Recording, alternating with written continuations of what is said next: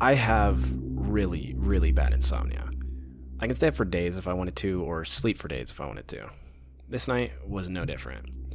Insomnia was stupidly worse this night. It was around 3, 4 a.m. when it all happened. I had my window open because even though it's freezing at night, it gets warm during the day.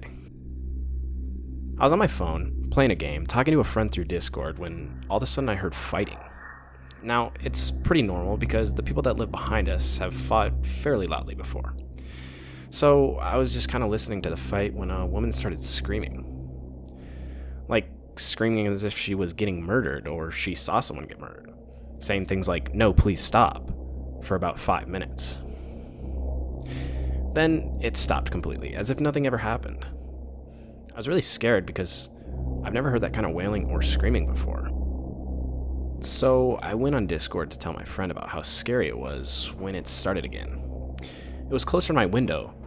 Mind you, I don't necessarily have a backyard, it's just more of an open field behind my house, but at the same time, it's my backyard. I don't know how to explain it. Anyways, quite a bit of people go back there, light off fireworks, walk through to get to a dip on the other side. So, even though it was scary to hear that lady screaming was getting closer, it wasn't too concerning. She started scream crying, not really saying any words for literally 20 minutes straight. It was horrifying. And at this point, I decided to just go to bed.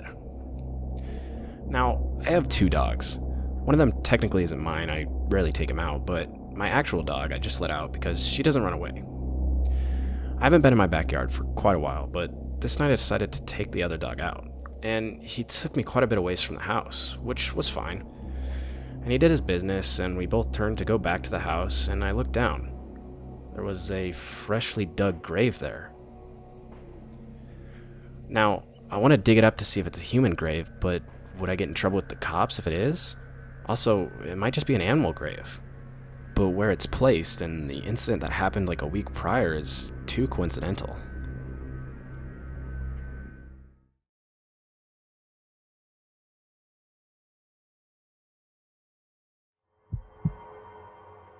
So, about 3 years ago, I was taking a year off from college and was back in my tiny hometown in the Midwest. I had a lot of friends in the area, and we used to love to go out into the grooves, abandoned buildings, and anywhere else to shoot raccoons, skunks, possums, and the occasional coyote. Yes, it was a pretty redneck pastime, but we also got paid for it.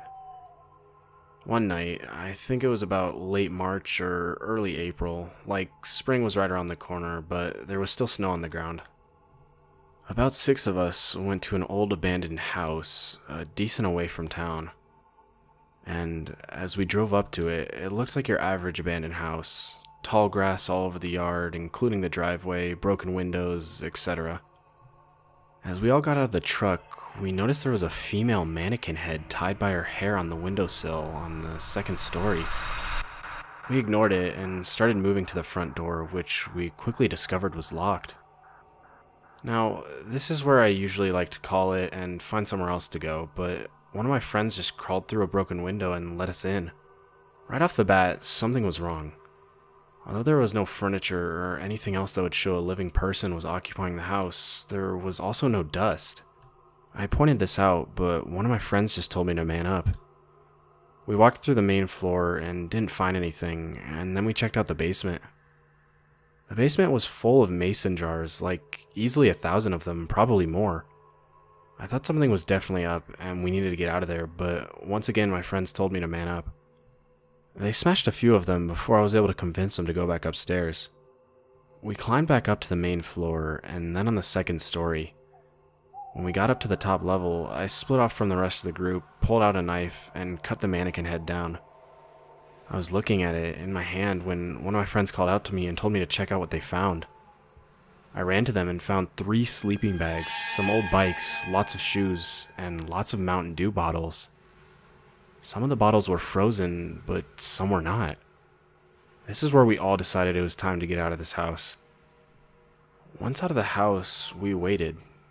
But we figured no one was at the house at this time, so we did a quick sweep of the barn and the corn crib and then left. We went to the shed quick and shined a light in it, didn't see anything, and headed for the corn crib. I'm not sure why, but I was walking alone to the corn crib, with one of my friends following me about 15 feet away, and 6 others stayed at the shed for some reason. I was getting close to the crib, but I had my eyes on my gun. I was just checking it over to make sure everything was right, when my friend shouted that he saw something move through the window on the second floor. He ran up to me, and I took a flashlight and shined it at the window. I didn't see anything, but a glimmer of light caught my eye on the main story.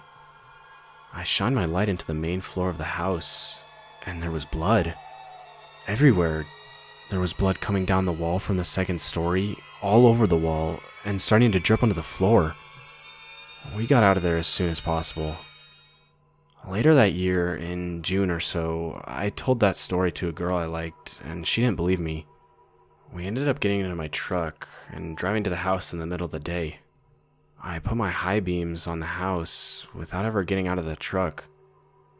The dried blood was there, but it didn't look like any more ever came from the second story.